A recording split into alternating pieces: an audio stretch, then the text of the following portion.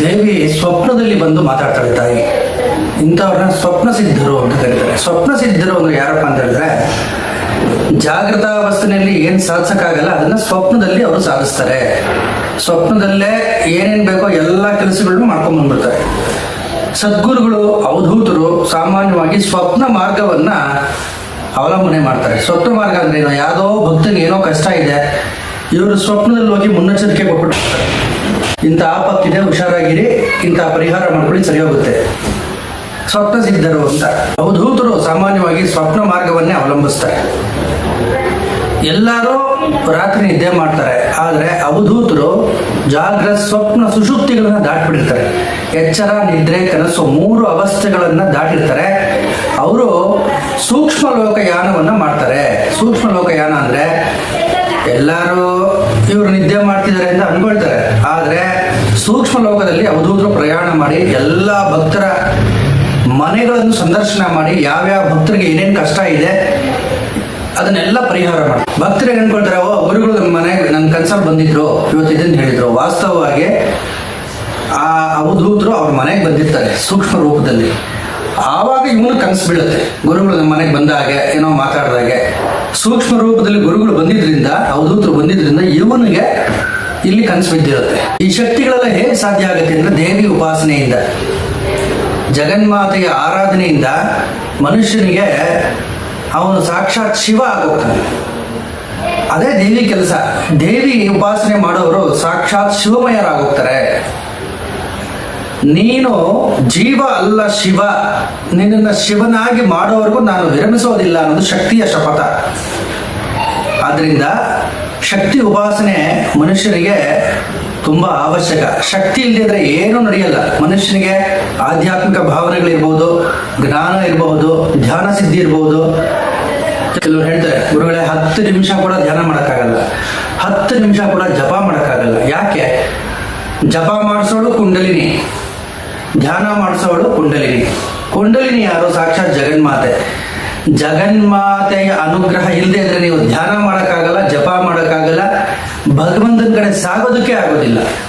ಭಗವಂತನ ನೆನೆಸ್ಕೊಬೇಕು, ಭಗವಂತನ ಚಿಂತನೆ ಬೇಕು. ಈ ಲೋಕ ಏನು, ನಾನು ಯಾರು, ಯಾಕೆ ಹುಟ್ಟಿದೆ, ಈ ಪ್ರಪಂಚ ಏನು, ಜಗತ್ತೇನು, ಜಗತ್ತಾಚೆಗೆ ಏನಿದೆ, ಇದನ್ನೆಲ್ಲ ಜಿಜ್ಞಾಸೆ ಅಂತಾರೆ. ಈ ಜಿಜ್ಞಾಸೆನ ಕೊಡವಳೆ ಭಗವತಿ. ಭಗವತಿ ಇಲ್ಲದೇ ಇದ್ರೆ ಮನುಷ್ಯನಿಗೆ ದೇವ್ರ ಕಡೆ ಹೋಗೋ ಮನಸ್ಸೇ ಬರಲ್ಲ. ನಾನು ಯಾರು ಅನ್ನೋ ಪ್ರಶ್ನೆ ಉದ್ಭವಿಸಲ್ಲ. ಅವನಿಗೆ ಏನ್ ಸಿಗುತ್ತೆ ತಿನ್ಕೊಂಡು ಆರಾಮಾಗಿ ಇದ್ಬಿಡ್ತಾನೆ ಅಷ್ಟೇ. ಪಶುಗಳಿಗೂ ಅವನಿಗೂ ಏನು ವ್ಯತ್ಯಾಸ ಇರಲ್ಲ. ಪಶುಗಳು ಆಹಾರ, ನಿದ್ರಾ, ಮೈಥುನದಲ್ಲಿ ಯಾವ ರೀತಿ ಇರುತ್ತೋ ಅಜ್ಞಾನದಲ್ಲಿ ಇಟ್ಬಿಟ್ಟಿರ್ತಾನೆ ಭಗವಂತ. ಅಜ್ಞಾನ ತೊಲಗಬೇಕು ಅಂದ್ರೆ ದೇವಿ ಅನುಗ್ರಹ ಆಗಬೇಕು. ದೇವಿ ಉಪಾಸನೆ ಮನುಷ್ಯನ ಅಜ್ಞಾನವನ್ನೆಲ್ಲ ತೊಡೆದು ಹಾಕಿ ಅವನನ್ನ ಪ್ರೇರೇಪಿಸುತ್ತೆ, ಹೊರದುಂಬಿಸುತ್ತೆ ಹೊಸ ಹೊಸ ಕೆಲಸಗಳನ್ನ ಮಾಡೋದಕ್ಕೆ. ಹೊಸ ಹೊಸ ಕೆಲಸ ಅಂದ್ರೆ ಯಾರೋ ಬಿಲ್ಡಿಂಗ್ ಕಟ್ಟೋದು, ಇನ್ನೊಂದು ಆ ಥರದ್ದಲ್ಲ. ಲೋಕಕ್ಕೆ ಉಪಕಾರ ಆಗಬೇಕು. ಧರ್ಮ ಮಾರ್ಗ, ವಿಶ್ವವಿಖ್ಯಾತವಾದಂಥ ಅನೇಕ ಕೆಲಸಗಳನ್ನ ಮಾಡಿಸೋದು ದೇವಿ ಒಬ್ಳೆ. ಇನ್ಯಾರ ಕೈಲೂ ಸಾಧ್ಯ ಇಲ್ಲ. ಶಕ್ತಿ ಇಲ್ಲದೆ ಇದ್ರೆ ಇನ್ಯಾವುದೂ ಸಾಧ್ಯ ಇಲ್ಲ. ಆದ್ರಿಂದಲೇ ಶಕ್ತಿಯ ಉಪಾಸನೆಗೆ ಅಷ್ಟೊಂದು ಮಹತ್ವವನ್ನು ನಮ್ಮ ಭಾರತೀಯ ಸಂಸ್ಕೃತಿನಲ್ಲಿ ಕೊಟ್ಟಿದ್ದಾರೆ. ಶಕ್ತಿ ಅಂದ್ರೆ ಯಾರು? ತಾಯಿ. ಭಗವಂತನನ್ನ ಮಾತೃ ರೂಪದಲ್ಲಿ ಆರಾಧನೆ ಮಾಡ್ತಕ್ಕಂಥ ವಿಧಾನವೇ ಶಕ್ತಿಯ ಆರಾಧನೆ. ತಾಯಿ ಅಂತ ಭಾವಿಸಿ ಪೂಜೆ ಮಾಡೋದ್ರಿಂದ ಭಗವಂತ ನಮಗೆ ಹತ್ರ ಆಗ್ತದೆ, ತುಂಬಾ ಹತ್ರ. ಈ ತಾಯಿಯನ್ನು ಒಲಿಸ್ಕೊಳ್ಳೋದು ಹೇಗೆ? ಶ್ರದ್ಧೆ ಮೊದಲು ಬೇಕಾಗಿರುವಂಥದ್ದು. ಶ್ರದ್ಧೆ. ಆ ತಾಯಿ ಆ ವಿಗ್ರಹ ಅಲ್ಲ, ಸಾಕ್ಷಾತ್ ಭಗವತಿನೇ ಕೂತ್ಕೊಂಡಿದ್ದಾಳೆ ಅನ್ನೋ ಮನಸ್ಸಿನಲ್ಲಿ ಆ ಭಾವನೆ ದೃಢ ಆಗಬೇಕು. ದೃಢ ಆಗೋದಕ್ಕೆ ಗುರು ಕೃಪೆ ಬೇಕು. ಆದ್ರಿಂದ ಯಾರ್ಯಾರು ಶಕ್ತಿ ಉಪಾಸನೆ ಮಾಡ್ತಿದ್ದೀರಾ ಅವ್ರಿಗೆಲ್ಲ ನಾನು ಹೇಳೋದೇನಪ್ಪ ಅಂತ ಹೇಳಿದ್ರೆ, ರಾಮಕೃಷ್ಣ ಪರಮಹಂಸರು, ಶೃಂಗೇರಿ ಪೀಠದಲ್ಲಿ ಬಂದಿರತಕ್ಕಂಥ ಗುರುಗಳು, ಇವರೆಲ್ಲರೂ ಶಕ್ತಿಯ ದರ್ಶನವನ್ನು ಮಾಡಿ ಪುನೀತರಾದಂಥವ್ರು. ಅವರ ಜೀವನ ಚರಿತ್ರೆಗಳನ್ನು ಓದೋದ್ರಿಂದ ಅವರು ಯಾವ ರೀತಿ ಸಾಧನೆ ಮಾಡಿದ್ರು ಅದನ್ನು ನಾವು ತಿಳ್ಕೊಳ್ಳೋದ್ರಿಂದ ನಮಗೆ ಶಕ್ತಿ ಉಪಾಸನೆ ಸುಲಭ ಆಗುತ್ತೆ. ಆದ್ದರಿಂದ ದಯವಿಟ್ಟು ಚಂದ್ರಶೇಖರ ಭಾರತಿ ಮಹಾಸ್ವಾಮಿಗಳು, ಜಗದ್ಗುರುಗಳು, ಅವರ ಪುಸ್ತಕಗಳು, ಶ್ರೀ ಅಭಿನವ ವಿದ್ಯಾತೀರ್ಥ ಮಹಾಸ್ವಾಮಿಗಳು, ಅವರು ತಪಸ್ಸಿನಲ್ಲಿ ಪರಾಕಾಷ್ಠೆಯನ್ನು ತಲುಪಿಬಿಟ್ಟಿದ್ರು. ಸಾಕ್ಷಾತ್ ಶಾರದಾಂಬೆನೇ ಕೆಲವೇ ಕ್ಷಣಗಳಲ್ಲಿ ಎಲ್ಲ ಚಕ್ರಗಳ ದರ್ಶನವನ್ನು ಮಾಡಿಸ್ಬಿಟ್ಲು. ಅಲ್ಲಿ ಯಾವ್ಯಾವ ದೇವತೆಗಳಿದ್ದಾರೆ ಒಂದೊಂದು ಚಕ್ರದಲ್ಲಿ 13.5 ವರ್ಷ ವಯಸ್ಸು ಅವ್ರಿಗೆ ಅವಾಗ ಸನ್ಯಾಸ ತಗೊಂಡಾಗ ಒಂದು ದಿವಸ ಸುಮ್ಮನೆ ಬೆಳಿಗ್ಗೆ ಎದ್ದ ತಕ್ಷಣ ಹೀಗೆ ಕರಾಗ್ರೆ ವಸತಿ ಲಕ್ಷ್ಮಿ ಅಂತ ನಾವು ಯಾವ ರೀತಿ ಕೈ ನೋಡ್ಕೊಳ್ತೀವಿ ಅತಿ ಕೈ ನೋಡ್ಕೊಂಡ್ರು ಶಾರದಾಂಬೆ ಎಲ್ಲ ಚಕ್ರಗಳ ದರ್ಶನ ಮಾಡಿಸ್ಬಿಟ್ರು. ಸಮಾಧಿ ಸ್ಥಿತಿಗೆ ಕೆಲವೇ ದಿನಗಳಲ್ಲಿ, ಸನ್ಯಾಸ ತಗೊಂಡ ಕೆಲವೇ ದಿನಗಳಲ್ಲಿ ತಲುಪಿಬಿಟ್ರು ಅಭಿನವ ವಿದ್ಯಾತೀರ್ಥ ಮಹಾಸ್ವಾಮಿಗಳು ಶಾರದಾಂಬನವರ ಕೃಪೆಯಿಂದ. ಶಾರದಾಂಬೆ ಸಾಕ್ಷಾತ್ ಜ್ಞಾನದಾತೆ ಅವಳಿಲ್ಲದೆ ಅಂದ್ರೆ ಯಾವ ಜ್ಞಾನನೂ ಮನುಷ್ಯನಿಗೆ ತಲೆ ಹೋಗಲ್ಲ. ಪಾರಮಾರ್ಥಿಕ ಜಗತ್ತಿನಲ್ಲಿ ಮುಂದುವರಿಬೇಕಾದ್ರೆ ಅಪಾರವಾದ ಜ್ಞಾನ ಬೇಕು. ಈ ಜ್ಞಾನ ಬೇರೆ, ಲೌಕಿಕ ಜ್ಞಾನ ಬೇರೆ. ದುಡ್ಡು ಹೇಗೆ ಸಂಪಾದನೆ ಮಾಡೋದು, ಮನೆ ಹೇಗೆ ಕಟ್ಟೋದು, ಆಸ್ತಿ ಮಾಡೋದು, ವ್ಯವಹಾರ, ಕೂಡೋದು ಕಳಿಯೋದು, ವಿಜ್ಞಾನ ಇದು ಬೇರೆ. ಇದಕ್ಕೆ 100 ಪಟ್ಟು ದೊಡ್ಡದು ಆಧ್ಯಾತ್ಮಿಕ ಜ್ಞಾನ.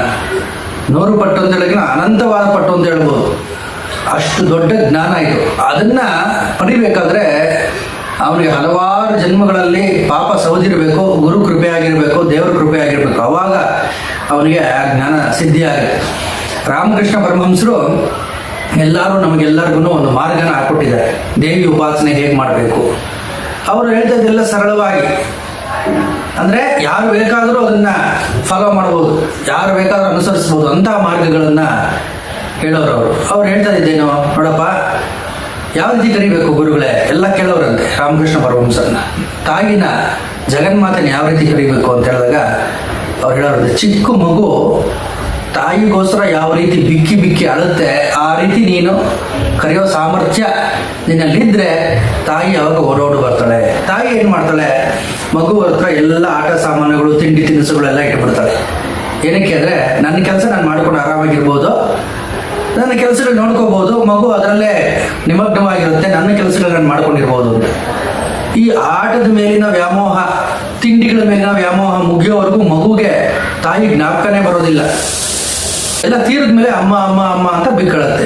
ಅದೇ ರೀತಿ ರಾಮಕೃಷ್ಣ ಪರಮಹಂಸರು ಏನ್ ಹೇಳ್ತಾರೆ ಅಂದ್ರೆ, ಜಗನ್ಮಾತೆ ಪ್ರಾಪಂಚಿಕ ಆಕರ್ಷಣೆಗಳು, ಹೆಣ್ಣು ಹೊನ್ನು ಮಣ್ಣು, ಸಂಸಾರ, ಆಸ್ತಿ ಪಾಸ್ತಿ, ವೈಭವ, ತಿನ್ನೋ ಚಪಲ, ನೋಡೋ ಚಪಲ, ಕೇಳೋ ಚಪಲ, ಸುಖದ ಚಪಲ, ಇದನ್ನೆಲ್ಲ ಯಾಕೆ ಮಾಡಿಟ್ಟಿದ್ದಾಳೆ ಅಂದ್ರೆ ನನ್ನ ಹತ್ರ ಬರ್ದೇರ ಇರಲಿ, ಇದನ್ನು ದಾಟಿಕೊಂಡು ಯಾರು ಬರ್ತಾರೆ ಅವ್ರಿಗೆ ನಾನು ಲಭ್ಯ. ಅಂದ್ರೆ ಯಾಕೆ ಆ ರೀತಿ ಮಾಡಿದಾಳೆ ತಾಯಿ ಅಂದ್ರೆ, ಇವೆಲ್ಲ ನಾವು ಏನು ಪ್ರಪಂಚದಲ್ಲಿ ಆನಂದ ಅನುಭವಿಸ್ತಾ ಇದೀವಿ, ನೋಡೋದು, ಕೇಳೋದು, ತಿನ್ನೋದು, ಪ್ರಾಪಂಚಿಕದ ಏನೇ ಸುಖ ಇರ್ಬೋದು, ಅದರ ಕೋಟಿ ಪಟ್ಟು ಸುಖ, ಈ ಪ್ರಾಪಂಚಿಕ ಆಕರ್ಷಣೆಗಿಂತ 1,000,000 ಪಟ್ಟು ಸುಖ ಬ್ರಹ್ಮಾನಂದ. ಅದು ಸುಲಭವಾದ ಮಾತಲ್ಲ, ಎಲ್ಲರಿಗೂ ಕೊಡುವಂಥದ್ದಲ್ಲ. ಅದಕ್ಕೆ ಅರ್ಹತೆ ಬೇಕು. ಆ ಅರ್ಹತೆ ಪಡಿಬೇಕಾದ್ರೆ ಇದನ್ನೆಲ್ಲ ಗೆಲ್ಲುವಂಥ ಶಕ್ತಿ ಇರಬೇಕು ಅವನಿಗೆ, ಆಗ ಅದು ಸಿಗುತ್ತೆ. ಅದು ಇದೆಲ್ಲ ಸಾಸಿವೆ ಕಾಳು ಧೂಳಿನ ಸಮಾನ. ಇದು ಈ ಪ್ರಾಪಂಚಿಕ ಸುಖಗಳೆಲ್ಲ ಅದ್ರ ಮುಂದೆ. ಅದನ್ನ ಯಾರು ಪಡ್ಕೊಂಡ್ಬಿಡ್ತಾನೆ ಅವನು ಬೇಕಾದ್ರೆ ಸೃಷ್ಟಿಗೆ ಪ್ರತಿ ಸೃಷ್ಟಿ ಮಾಡ್ಬಿಡ್ತಾನೆ, ದೇವತೆಗಳನ್ನೇ ಸೃಷ್ಟಿ ಮಾಡ್ಬಿಡ್ತಾನೆ. ನಮ್ಮ ಋಷಿಗಳು ಮಾಡಿದ ಅದೇ ಕೆಲಸ. ವಿಶ್ವಾಮಿತ್ರ ಮಹರ್ಷಿಗಳು ಯಾವಾಗ ತ್ರಿಶಂಕುರ ಪ್ರಸಂಗದಲ್ಲಿ ನೋಡ್ತೀವಿ, ಇನ್ನೊಂದು ಸ್ವರ್ಗವನ್ನೇ ಸೃಷ್ಟಿ ಮಾಡ್ತಾರೆ, ಇನ್ನೊಂದು ಇಂದ್ರನನ್ನೇ ಸೃಷ್ಟಿ ಮಾಡೋದು ಕೊಟ್ಬಿಡ್ತಾರೆ. ದೇವತೆಗಳನ್ನೇ ಸೃಷ್ಟಿ ಮಾಡುವಂತ ಸಾಮರ್ಥ್ಯ ಬಂದ್ಬಿಡ್ತದೆ ಮನುಷ್ಯನಿಗೆ. ಅಂದ್ರೆ ಅವನೇ ಪರಮಾತ್ಮ ಆಗೋಗ್ತಾನೆ ಬ್ರಹ್ಮಾನಂದ ಸ್ಥಿತಿನಲ್ಲಿ. ಅದ್ವೈತ ಅಂದ್ರೇನು, ಜೀವನಿಗೂ ಶಿವನಿಗೂ ಯಾವ ಭೇದವೂ ಇಲ್ಲದೆ ಇರುತ್ತ ಒಂದು ಪರಮೋನ್ನತವಾದಂತಹ ಸ್ಥಿತಿನ ತಲುಪಿಬಿಡ್ತಾನೆ. ಆದ್ರಿಂದ ಈ ರಾಮಕೃಷ್ಣ ಪರಮಹಂಸರು ಹೇಳಿದಂಥ ವಿಧಾನ ಯಾವುದಪ್ಪ ಅಂತ ಹೇಳಿದ್ರೆ, ಇದು ಮಗು ತಾಯಿನ ಯಾವ ರೀತಿ ಕರೆಯುತ್ತೆ ಆ ರೀತಿ ಬಿಲ್ವ ಪತ್ರಗಳಿಂದ ಕೆಲವೊಂದು ವಿಚಾರಗಳನ್ನು ಹೇಳಿದ್ದಾರೆ ರಾಮಕೃಷ್ಣ ಪರಮಹಂಸ. ಬಿಲ್ವ ದಳಗಳಿಂದ, ದಾಸವಾಳದ ಹೂವಿನಿಂದ ತಾಯಿಯನ್ನು ಪೂಜೆ ಮಾಡಬೇಕು. ಜಗನ್ಮಾತೆನ ತಾಯಿ ಉಳಿತಾಳ ಅವಾಗ. ಅಷ್ಟಮಿ ದಿವಸ, ಅಮಾವಾಸ್ಯೆಯ ದಿವಸ, ಚತುರ್ದಶಿ ದಿವಸ ದೇವಿಯ ಸ್ಪಂದನೆಗಳು ಹೆಚ್ಚಾಗಿರುತ್ತೆ. ಆ ದಿವಸ ನಾವು ಆ ತಾಯಿನ ಸುಪ್ರೀತಗೊಳಿಸ್ಬೇಕು, ತಾಯಿಯ ನಾಮ ಜಪ ಮಾಡಬೇಕು. ವಿಶೇಷವಾಗಿ ಲೇಖನ ಯಜ್ಞ ನಾನು ಎಲ್ಲರಿಗೂ ಹೇಳ್ತಾ ಇರ್ತೀನಿ, ಸುಮಾರು ಜನಕ್ಕೆ ನೀವು ಲೇಖನ ಯಜ್ಞ ಮಾಡಿ. ಏನು ಲೇಖನ ಯಜ್ಞ ಅಂದ್ರೆ, ದೇವಿಯ ಅಥವಾ ಯಾವುದಾದ್ರೂ ನಿಮ್ಮ ಇಷ್ಟ ದೇವತೆಯ ಹೆಸರನ್ನ ಬರಿತಾ ಹೋಗೋದೊಂದು ಪುಸ್ತಕದಲ್ಲಿ. ಈ ಲೇಖನ ಯಜ್ಞ ತುಂಬಾ ಶಕ್ತಿಶಾಲಿ, ನಾಮ ಜಪದಷ್ಟೇ ಶಕ್ತಿಯುತವಾದದ್ದು. ಮನುಷ್ಯನ ಎಲ್ಲ ಕರ್ಮಗಳನ್ನು ವಿಧ್ವಂಸ ಮಾಡಿಬಿಡುತ್ತೆ. ಮನುಷ್ಯ ಮಾಡಿರತಕ್ಕಂಥ ಪಾಪ ಕರ್ಮಗಳೆಲ್ಲ ಅವನ ಹಸ್ತಗಳಲ್ಲಿ ಅಡಕಾಗಿರುತ್ತೆ. ಆ ಕರ್ಮಗಳನ್ನ ಹಸ್ತ ಪ್ರತಿನಿಧಿಸುತ್ತೆ, ನಮ್ಮ ಹಸ್ತಗಳು. ಆದ್ದರಿಂದ ಕರ್ಮ ಅನ್ನೋದು ಹಸ್ತಗಳಲ್ಲಿ ಅಡಕಾಗಿರುತ್ತೆ. ಯಾವ ಕೈಗಳಿಂದ ಪಾಪಕರ್ಮಗಳನ್ನು ಅವನು ಮಾಡಿರ್ತಾನೋ ಅದೇ ಕೈಯಿಂದ ಭಗವಂತನ ಹೆಸರನ್ನು ಬರೆಯೋದ್ರಿಂದ ಅವನ ಕರ್ಮಗಳು ಬೇಗ ನಿವಾರಣೆ ಆಗುತ್ತೆ. ಇದೇ ಲೇಖನದ ಒಂದು ರಹಸ್ಯ. ಶ್ರೀರಾಮ ಜಯ ರಾಮ ಜಯ ಜಯ ರಾಮ ಬರಿತಾ ಹೋಗ್ಬೇಕು, ಪ್ರತಿನಿತ್ಯ ಬರಿಬೇಕು, 4-5 ಪೇಜ್. ಓಂ ಲಲಿತಾಯೇ ನಮಃ, ಓಂ ಶಾರದಾಂಬಾಯೇ ನಮಃ. ಸಕರಾಯಪಟ್ಟಣದ ವೆಂಕಟಾಚಲ ಅವಧೂತರು ಎಲ್ಲರಿಗೂ ಶ್ರೀ ಚಂದ್ರಶೇಖರ ಭಾರತಿ ಪರಮಹಂಸ ಗುರುಭ್ಯೋ ನಮಃ ಈ ಮಂತ್ರ ಬರೆಯೋದಕ್ಕೆ ಹೇಳ್ತಾ ಇದ್ರು. ಎಲ್ಲ ಕೈಲೂ ಬರೆಸ್ತಿದ್ರು. ಬರೆದವರೆಲ್ಲ ದೊಡ್ಡ ದೊಡ್ಡ ತಪೋ ಮಾರ್ಗದಲ್ಲಿ, ಆಧ್ಯಾತ್ಮಿಕ ಮಾರ್ಗದಲ್ಲಿ ಉನ್ನತವಾದ ಶ್ರೇಣಿಗಳಿಗೆ ತಲುಪಿಡ್ತಿದ್ರು. ಏನಂದ್ರೆ ರಹಸ್ಯ ಇದೆ. ಮನುಷ್ಯನ ಏಕಾಗ್ರತೆ ಬರಿತಾ ಇರಬೇಕಾದ್ರೆ ಅವನ ಮನಸ್ಸು, ಬುದ್ಧಿ, ಜ್ಞಾನ ಎಲ್ಲ ಅದ್ರ ಮೇಲೇ ಇರುತ್ತೆ. ಬೇರೆ ಕಡೆ ಗಮನ ಹೋಗೋದಿಲ್ಲ, ಅವನಿಗೆ ಏಕಾಗ್ರತೆ ಲಭಿಸುತ್ತೆ. ಇದೇ ಲೇಖನ ಯಜ್ಞ ಅಂತ. ಲೇಖನ ಯಜ್ಞ ತುಂಬ ವಿಶಿಷ್ಟವಾದದ್ದು. ಇದನ್ನ ಪ್ರತಿಯೊಬ್ಬರು, ಎಸ್ಪೆಷಲಿ ಮಕ್ಕಳ ಕೈಲಿ ಇದನ್ನ ಮಾಡಿಸ್ಬೇಕು. ಆವಾಗ ತಾನೇ ಬೆಳೀತಾ ಇರುವಂಥ ಸಸಿಗಳವರೆಲ್ಲ ಅವರು ಇದನ್ನ ಬರೆಯೋದ್ರಿಂದ ಅವರಿಗೆ ವಿದ್ಯಾಭ್ಯಾಸದ ತೊಂದರೆ ಇರಬಹುದು, ಇನ್ನೇನೇ ತೊಂದರೆಗಳಿರ್ಬೋದು, ಮಾನಸಿಕ ಸಮಸ್ಯೆಗಳಿರ್ಬೋದು, ಮನಸ್ಸು ಚಂಚಲ ಆಗೋದಿರ್ಬೋದು, ಯಾವುದೇ ಇರ್ಬೋದು, ಇವೆಲ್ಲ ನಿವಾರಣೆ ಆಗುತ್ತೆ. ಈ ಲೇಖನ ಯಜ್ಞವನ್ನು ಮಾಡಬೇಕು. ವಿಶೇಷವಾಗಿ ದೇವಿನ ಒಲಿಸ್ಕೋಬೇಕು ಅಂತ ಹೇಳಿದ್ರೆ ಸುಮಂಗಲಿ ಸತ್ಕಾರ, ಸುಮಂಗಲಿಯರನ್ನ ಅವ್ರನ್ನ ತೃಪ್ತಿಪಡಿಸೋದು. ಯಾವ ರೀತಿ? ಅರಿಶಿನ, ಕುಂಕುಮ, ಬಳೆ, ಮಂಗಳ ದ್ರವ್ಯಗಳು, ಸೀರೆನೋ ಅವ್ರ ಕೈಲಾಗಿದ್ದಷ್ಟು. ಈ ಸುಮಂಗಲಿಯರನ್ನ ದೇವಿಯ ರೂಪದಲ್ಲಿ ಯಾರು ನೋಡ್ತಾರೆ ಅವ್ರಿಗೂ ಸಹ ಆ ದೇವಿ ಅನುಗ್ರಹ ಆಗುತ್ತೆ, ಆ ತಾಯಿ ಅನುಗ್ರಹ ಮಾಡ್ತಾಳೆ. ದೇವಿಯನ್ನು ಒಲಿಸ್ಕೊಳ್ಬೇಕಾದ್ರೆ ನಾನಾ ಮಾರ್ಗಗಳಿದೆ. ಜಪ, ಧ್ಯಾನ, ಸೇವೆ. ಧ್ಯಾನ, ಜಪ ಇವು ನಮ್ಮ ಕೈಲಿ ಆಗಲ್ಲ ಅನ್ನೋರು ಸೇವೆ ಮಾಡ್ಬೋದು. ಸೇವೆ ಅಂದರೆ ಏನು? ಭಗವತಿ ಪ್ರತಿಯೊಬ್ಬ ಸ್ತ್ರೀಯಲ್ಲೂ ಇದ್ದಾಳೆ. ಅದನ್ನೇ ದುರ್ಗಾ ಸಪ್ತಶತಿಯಲ್ಲಿ ಹೇಳುತ್ತೆ. ಆ ಮಾತು ಬರುತ್ತೆ ದುರ್ಗಾ ಸಪ್ತಶತಿ ಚಂಡಿ ಪಾರಾಯಣದಲ್ಲಿ. ಎಲ್ಲ ಸ್ತ್ರೀಯರಲ್ಲೂ ನಾನೇ ಇದ್ದೀನಿ ಮಗು, ನೀನು ಎಲ್ಲ ಸ್ತ್ರೀಯರಲ್ಲೂ ನನ್ನನ್ನು ನೋಡೋದಾದ್ರೆ ನಾನು ನಿನಗೆ ದಕ್ತೀನಿ. ನನ್ನ ಪ್ರತಿರೂಪ ಅಂತ ಭಾವಿಸಿ ಅವರ ಸೇವೆ ಮಾಡು ನೀನು, ಆಗ ನನಗೆ ನಾನು ಲಭ್ಯ ಆಗ್ತೀನಿ ಅಂತ ದೇವಿ ಹೇಳಿದ್ದಾಳೆ. ಆದ್ದರಿಂದ ಇದು ಒಂದು ಮಾರ್ಗ. ಮತ್ತೆ ದೇವಿಯ ಚಿಂತನೆ, ದೇವಿಯನ್ನ ಒಲಿಸಿಕೊಂಡಂಥ ಮಹನೀಯರ ಚರಿತ್ರೆಗಳನ್ನು ರಾಮಕೃಷ್ಣ ಪರಮಹಂಸರು, ನಾನು ಹೇಳಿದೆ ಹಿಂದೆ, ಕಂಚಿ ಕಾಮಕೋಟಿ ಪೀಠಾಧೀಶ್ವರರು, ಪೆರಿಯವರು, ಅವರ ಜೀವನ ಚರಿತ್ರೆ, ಅವರು ಯಾವ ಮಾರ್ಗವನ್ನು ಸಾಧನೆ ಮಾಡಿದ್ರು. ಅವರು ನಡೆದಾಡೋ ಕಾಮಾಕ್ಷಿ ಅಂತಲೇ ಪ್ರಸಿದ್ಧಿ. ಅವರ ಜೀವನ ಚರಿತ್ರೆಯನ್ನು ಓದೋದ್ರಿಂದ, ಅವರ ಪುಸ್ತಕಗಳನ್ನು ಮನೆಯಲ್ಲಿ ಇಟ್ಕೊಳ್ಳೋದ್ರಿಂದ ಶೃಂಗೇರಿ ಜಗದ್ಗುರುಗಳು, ಮಹನೀಯರುಗಳು, ಹಲವಾರು ಜನ ಪೀಠಾಧಿಪತಿಗಳು ದೇವಿ ಸಾಧನೆಯನ್ನು ಮಾಡಿದ್ದಾರೆ. ಅವರ ಚರಿತ್ರೆಯನ್ನು ಓದೋದ್ರಿಂದ, ಈ ರಾಮಕೃಷ್ಣ ಪರಮಹಂಸರು, ಹೀಗೆ ಮಹನೀಯರುಗಳ ಚರಿತ್ರೆಗಳನ್ನು ಓದೋದ್ರಿಂದ ನಮಗೆ ದೇವಿ ಅನುಗ್ರಹ ಅನ್ನೋದು ಪ್ರಾಪ್ತಿಯಾಗುತ್ತೆ.